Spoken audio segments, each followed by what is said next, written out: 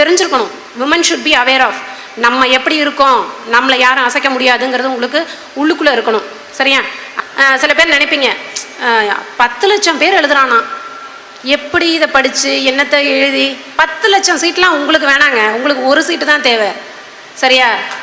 ஒரே சீட்டு. அதுதான் நான் நினச்சி எழுதுனேன். மேகலானா எனக்கு ஒரு சீட்டு போதும் இல்லையா?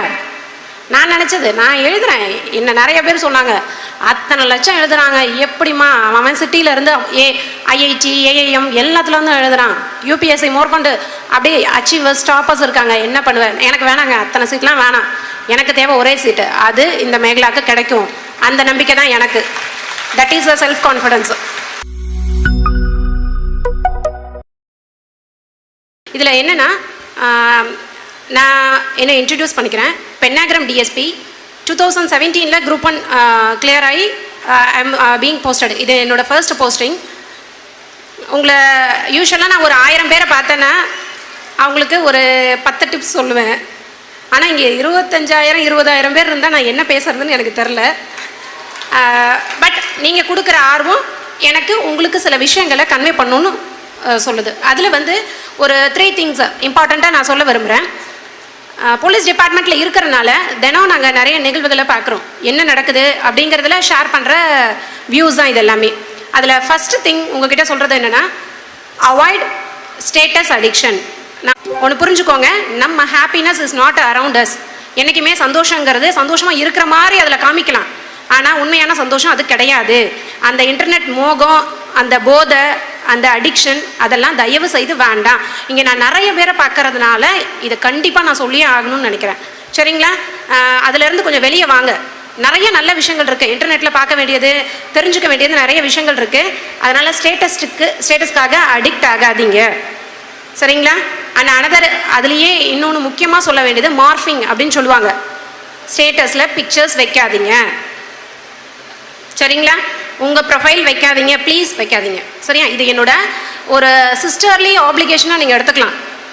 சரியா? நான் ஏன் சொல்கிறேன் அப்படின்னா, டெய்லி நாங்கள் ஃபேஸ் பண்ணுறது என்ன பண்ணுறோன்னா, நீங்கள் ப்ரொஃபைலை வச்சிடுறீங்க, ஆனால் எங்களை தேடி வர்றது உங்கள் அண்ணா அப்பா. புரியுதா? நான் என்ன சொல்ல வரேன்னு தெரியும். எல்லாருமே ஹைலி மெச்சூர்டு ஸ்டூடெண்ட்ஸ், யாரும் குழந்தைங்க கிடையாது. You good understand what I am saying. சரிங்களா? அதனால் நம்ம அழகுங்கிறத இன்னொருத்தர் சொல்லி தான் வந்து தெரியணும்னு அவசியமே கிடையாது. சரியா? 10 பேர் லைக் பண்ணி ஷேர் பண்ணி அழகு காமிக்கிறது அழகே கிடையாது. ஓகேவா? உங்களுக்கு தெரியும் நீங்கள் தான் அழகு. தமன்னா ஒரு ஃபிலிமில் சொல்லுவாங்க தெரியுமா, எனக்கு நான் தான் ராணி, அது மாதிரி தான் நீங்களும். யாருமே அவங்கவுங்களுக்கு அவங்கவுங்க ராணி தான், அவங்கவுங்க அழகு தான், கருப்போ வெள்ளை அதெல்லாம் கிடையாது. அதனால் தயவு செய்து ஃபோட்டோவில் ஸ்டேட்டஸ் வச்சு தான் உங்களை அழகை நிரூபிக்கணும், அது 1000 பேர் பார்க்கணும், லைக்ஸுக்காக ஏங்கிறது, அந்த கல்ச்சருக்கு போகாதீங்க. அது நம்ம கல்ச்சரே கிடையாதுங்க. சரியா? நம்ம எங்கேயோ தேடி பல விஷயங்களை தொலைச்சிட்டு நிற்கிறோம். சரியா? ஸ்டேஷனில் வந்து உங்கள் பேரண்ட்ஸும் அண்ணா அதான் சொன்னல பிரதர்ஸ் தான் வந்து நிற்பாங்க. அப்போ தான் தெரியுது இந்த பொண்ணுங்க ஏன் இவ்வளோ அலட்சியமாக இருக்காங்க அப்படின்னு. அதனால் கைண்ட்லி ஃபோட்டோஸ் அப்டேட் பண்ணாதீங்க. ஓகேவா? அது one thing. And avoid suicides. இதை சொல்லியே ஆகணும். இப்போ வந்து எந்த அளவுக்கு நீங்கள் வந்து பாசிட்டிவாக முன்னேறிட்டு இருக்கோமோ அந்தளவுக்கு we are back on failures acceptance. ஃபெயிலியர்ஸை ஏற்றுக்கக்கூடிய மனப்பக்கம் யாருக்குமே கிடையாது. அப்படிலாம் நினைக்காதீங்க. Failure is a stepping stone of success. நம்ம படிக்கிறது இல்லை, இது வந்து அதெல்லாம் ஒன்றுமே கிடையாது. நிறைய வே ஆஃப் இப்போது எதுக்காக இந்த ஸ்டேஜில் அது ஒரு நல்ல ஒரு எக்ஸாம்பிளாக இருக்குது. வேரியஸ் டிபார்ட்மெண்ட் அச்சீவர்ஸ் நீங்கள் இங்கே பார்க்குறீங்க. சரிங்களா? அதனால் ஒன்லி ஒன் திங் தான் லைஃப் அப்படிங்கிறது கிடையவே கிடையாது. Life is vast. நீங்கள் நினைக்கிற மாதிரி இது எடுத்தால் மட்டும்தான் சாதனை, இது எடுத்தால் மட்டும்தான் அச்சீவ்மெண்ட். இங்கே இருக்காங்க ஆண்டர்ப்ரனர்ஸ் இருக்காங்க, நிறைய வேரியஸ் செக்டர்ஸில் இருக்காங்க. ஆண்டர்ப்ரனர்ஸாக இருக்கவங்களுக்கு என்னோடய வாழ்த்துக்கள்மா. ஐ திங்க் உங்கள் நேம் மஞ்சரி, உங்கள் ஸ்டூடெண்ட் தான். ஏன் நான் அவங்கள ஸ்பெசிஃபிக்காக அவங்கள நான் ஏன் பாராட்டுறேன் அப்படின்னா, ஆண்டர்ப்ரனர்ஸாக வர விடவே மாட்டாங்க. நீங்கள் நல்லா பாருங்கள், திறமை இருக்கும், டிபார்ட்மெண்ட் வேணால் எடுக்கு, போலீஸ் எடுக்காது அப்படின்னாங்க. அப்புறம் சரி யோசிச்சேன், சரி வேறு என்ன தான் இப்படி சொல்கிறாங்களே என்னவா இருக்கும் அப்படின்னு பார்த்தா, you should face your challenges each and everyday அப்படின்னாங்க. அப்போ நான் கண்டிப்பாக போலீஸ் டிபார்ட்மெண்ட் தாங்க எடுப்பேன் அப்படின்னு. சேலஞ்சஸ் தாங்க வாழ்க்கை. சேலஞ்சஸ் இல்லைனா, த்ரில்லிங் இல்லைனா லைஃப் வந்து எண்ட் ஆகிடும். சரியா? Just face the challenges boldly. ஒரு பொண்ணாக இருந்து அவங்க அச்சீவ் பண்ணாங்கன்னு பெருமையாக சொல்லுங்கள். சரியா? நம்ம வந்து பொண்ணாக போயிட்டோம், இந்த இதை பண்ண முடியாது. இது சொன்ன அதே பர்சன்ஸ் தான் நான் ஃபஸ்ட்டு சப்டிவிஷனில் ஒரு பல மென் டிஎஸ்பிஸ் ஒர்க் பண்ண சப்டிவிஷன் தாங்க, பென்னாகரம் சப்டிவிஷன். அதில் நான் போன ஒரு 3 monthஸில் ஒரு கேஸு. மேபி இந்த அவார்டுக்கு அது ஒரு காரணமாக இருக்கலாம். ஏடிஎஸ்பி மேடம் என்னை ரெப்ரசன்ட் பண்ணதுக்கு கண்டிப்பாக அது ஒரு காரணமாக இருந்திருக்கும். I could recognise. இதில் என்னென்னா, அவங்க ஒரு ஒகேனக்கல் டூரிஸ்ட் ஸ்பாட் இருக்குது, அங்கே ஒரு கன் ஷாட் கேஸு. டூரிஸ்ட் அந்த பொண்ணை வந்து கண்ட்ரி மேட் வெப்பனில் ஷூட் பண்ணிடுறாங்க. ரொம்ப ஒரு ஹெக்டிக்கான கேஸ். அதை கண்டுபிடிக்கவே முடியல, யார் என்னன்னே தெரில. நார்மல் கேஸ்னாவே விட மாட்டாங்க, என்னாச்சு என்னாச்சு என்னாச்சுன்னு. அப்போ இந்த மாதிரி கேசஸ் எப்படி இருக்கும்? உடனே எல்லாருக்கும் தாட்டு, விமன் டிஎஸ்பி கண்டுபிடிப்பாங்களா, பார்த்துக்கலாம் விடுங்க. நானே காது கொடுத்து கேட்டேன். சரியா? பட் அந்த இன்சிடெண்ட் நடந்ததில் இருந்து அந்த பர்சன்ஸோட செல்ஃபோன் கிடையாதுங்க. அந்த அக்யூஸ்டுக்கிட்ட செல்ஃபோன் கிடையாது. அவனோட எந்த ஃபோட்டோஸ் எங்களுக்கு கிடைக்கல.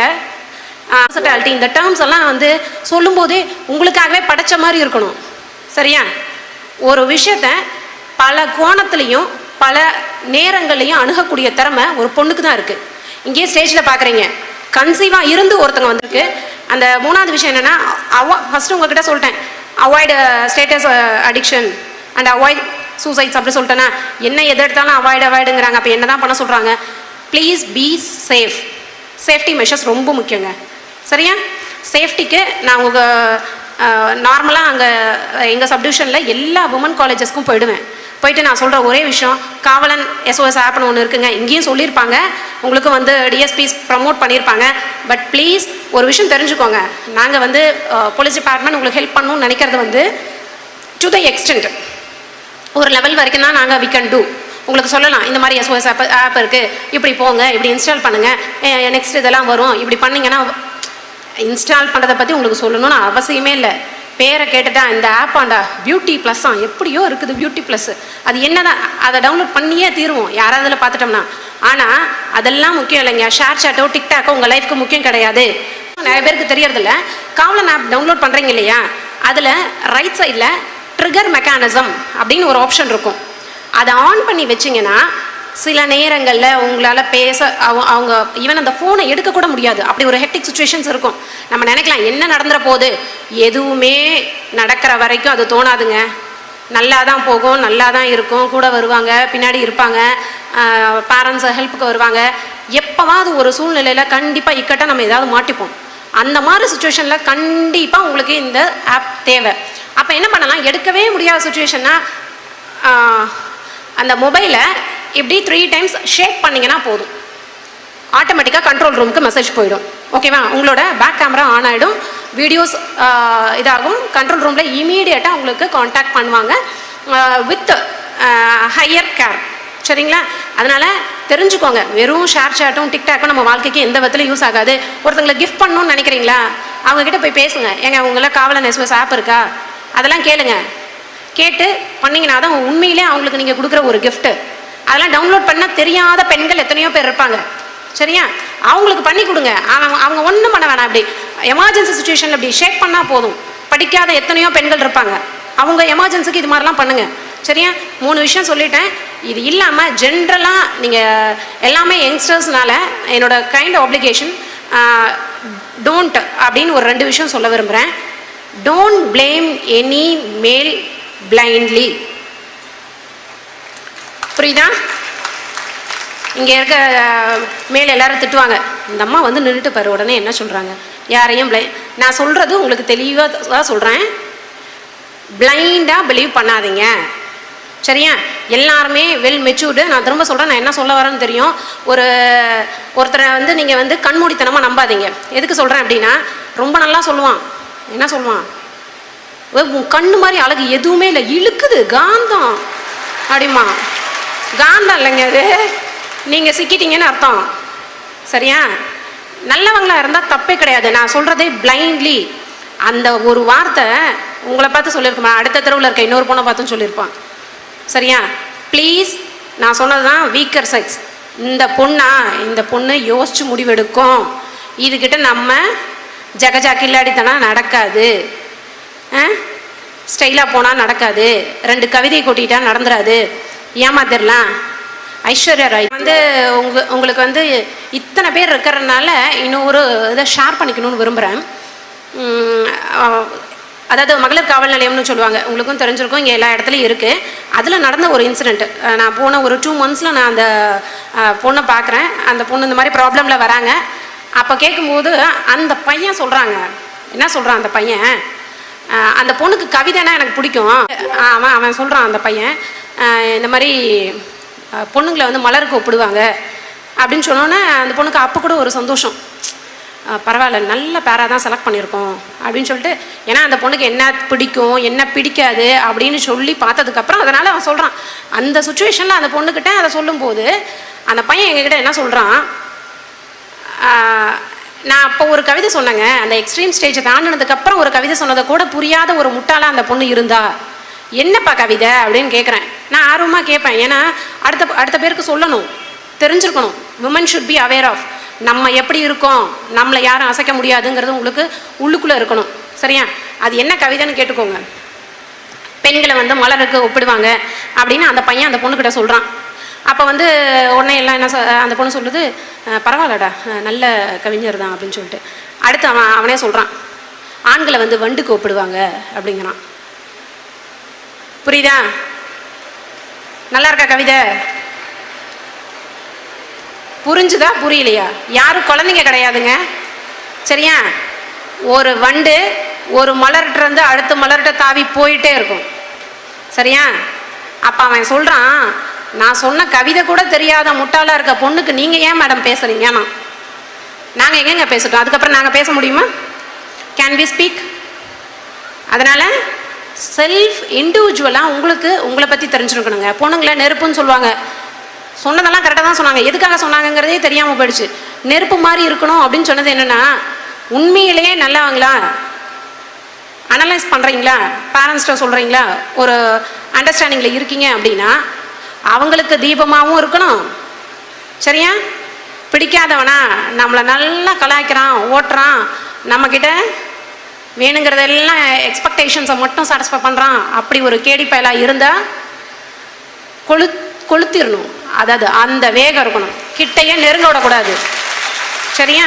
அதுதான் நெருப்பு. சரியா? பொண்ணுங்களால் நெருப்பாகவும் இருக்க முடியும், விளக்கேற்ற விளக்காகவும் இருக்க முடியும். அவங்கள கொளுத்துற அளவுக்கு இருக்கிற அனல் நெருப்பு, அவங்கள நெருங்கவே விடக்கூடாது. அதுதான் இந்த எக்ஸ்ட்ரீம்னஸை தெரிஞ்சு தான் பொண்ணை வந்து நெருப்புங்கிறாங்க. Kindly be aware of surroundings. என்ன நடக்குதுன்னு தெரிஞ்சுக்கோங்க, உங்களை சுற்றி என்ன போயிட்டுருக்குன்னு தெரிஞ்சுக்கோங்க. பேரண்ட்ஸ் இருக்காங்க, பேரண்ட்ஸ்கிட்ட ஷேர் பண்ணுங்கள். புரியுதுங்களா? இது ஒரு விஷயம். இது வந்து பிஃபோர் மேரேஜ் இந்த விஷயத்தை நீங்கள் கொஞ்சம் கேர்ஃபுல்லாக இருந்துக்கோங்க. ஆஃப்டர் மேரேஜ் இன்னொரு தப்பை பண்ணுறீங்க.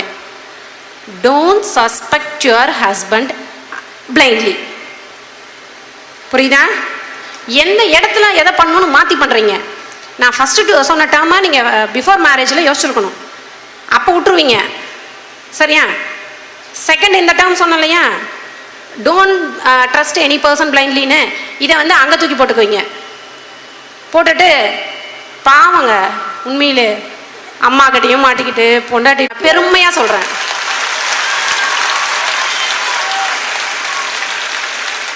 இது எதுக்காக சொல்கிறேன் அப்படின்னா, வாய்ப்புகளும் கல்வியும் நம்ம தேடி போகணுங்க, நம்மளை தேடி வராது. எனக்கு நிறைய ஆப்பர்ச்சுனிட்டி இல்லை, எனக்கு யாருமே கைடன்ஸ் கிடையாது, எக்ஸ்பர்ட்ஸ் யாரும் எனக்கு தெரியாது. எனக்கு தெரிஞ்சது எங்கள் ஊர் மக்கள் அவ்வளோதான். அதை தவிர எனக்கு பெருசாக தெரியாது. ஒரு கிராமம் தான், ஈவன் பஸ் ஃபெசிலிட்டிஸ் ப்ராப்பராக இருக்காது. இருந்தாலும் நான் படித்தே தீருவேன்னு, அதுவே என்ன எங்கள் அப்பா கிட்ட டார்ச்சர் பண்ணிட்டேங்க. அது உண்மையிலே வந்து எங்கள் அப்பாவும் அம்மாவும் பாவம், விடவே மாட்டேன்ட்டேன், படித்தே தீருவேன்னு. ஆனால் அவங்க எனக்கு என்ன சப்போர்ட் பண்ணாங்கன்னா, ஆஃப்டர் மேரேஜ் படினாங்க. நான் என் ஹஸ்பண்ட் ஃபஸ்ட்டு அலைன்ஸ் வந்து பார்க்க வரும்போதே நான் கேட்ட ஒரே ஒரு ரெக்வஸ்ட் தான், ஆஃப்டர் மேரேஜ் நான் படிக்கணும், எனக்கு நீங்கள் சப்போர்ட் பண்ணணும். அதான் சொன்னேன். சொன்ன வாக்கை வந்து காப்பாற்றினாரு. நான் நல்லா படித்து உங்கள் முன்னாடி ஒரு நல்ல சர்வீஸ் வாங்கினேன். இது எதுக்காக சொல்கிறேன், என்னோடய ஹிஸ்ட்ரி எதுக்கு சொல்கிறேன் அப்படின்னா, சில பேர் நினைப்பீங்க 10 லட்சம் பேர் எழுதுறானா, எப்படி இதை படித்து என்னத்தை எழுதி 10 லட்சம் சீட்லாம் உங்களுக்கு வேணாங்க, உங்களுக்கு ஒரு சீட்டு தான் தேவை. சரியா? ஒரே சீட்டு. அதுதான் நான் நினச்சி எழுதுனேன். மேகலானா எனக்கு ஒரு சீட்டு போதும் இல்லையா? நான் நினச்சது நான் எழுதுறேன். என்ன நிறைய பேர் சொன்னாங்க, அத்தனை லட்சம் எழுதுறாங்க, எப்படிமா அவன் சிட்டியிலேருந்து ஐஐடி ஏஐஎம் எல்லாத்துல வந்து எழுதுறான், யூபிஎஸ்சி மோர்கொண்டு அப்படியே அச்சீவர்ஸ் டாப்பர்ஸ் இருக்காங்க, என்ன பண்ணுவேன்? எனக்கு வேணாங்க, அத்தனை சீட்லாம் வேணாம், எனக்கு தேவை ஒரே சீட்டு, அது இந்த மேகலாவுக்கு கிடைக்கும், அந்த நம்பிக்கை தான் எனக்கு. That is a self confidence. சரியா? ஸோ வாய்ப்புகளை தேடாதீங்க, உருவாக்கிக்கோங்க. நல்ல முறையில் நம்ம நினச்சா, பொண்ணுங்க நினச்சா கண்டிப்பாக சாதிக்கலாம், பேரண்ட்ஸுக்கு பெருமையை சேர்த்து தரலாம் அப்படிங்கிறத மனசில் வச்சு நிறைய நல்ல பெருமையை கொடுங்க. ஒன்றும் இல்லை, ஆக்சுவலாக அவார்ட்ஸ் மெடல்ஸ் வந்து நீங்கள் ஒரு பொசிஷன் போயிட்டீங்கன்னா கிடைக்கிற சந்தோஷத்தை விட அவங்க பண்ணுற அச்சீவ்மெண்ட்ஸில் அவங்க சந்தோஷப்படுறாங்க பாருங்களேன், அதுதாங்க பேரண்ட்ஸுக்கு நீங்கள் கொடுக்குற ஒரே சந்தோஷம். அதனால் பேரண்ட்ஸை கொஞ்சம் நல்ல ஹாப்பியாக வச்சுக்கோங்க. நீங்கள் ரொம்ப ஜாலியாக இருங்க, வேண்டவே வேணான்னு சொல்ல, என்னடா இதை அவாய்ட் பண்ண அதை அவாய்ட் பண்ண, ஜாலியாக இருங்க. Until and unless you are safe and secured. நீங்களாக இருங்க. மற்றவங்களுக்காக நான் ஹாப்பியாக இருக்கிறேன்னு நடித்து காமிக்காதீங்க, உலகத்தை ஏமாத்தாதீங்க, உலகத்துக்காக வாழாதீங்க, உங்களுக்காகவும் உங்கள் இண்டிவிஜுவலுக்காக வாழுங்க. கண்டிப்பாக நல்லாயிருக்கும், லைஃப் ரொம்ப நல்லா அமையும்.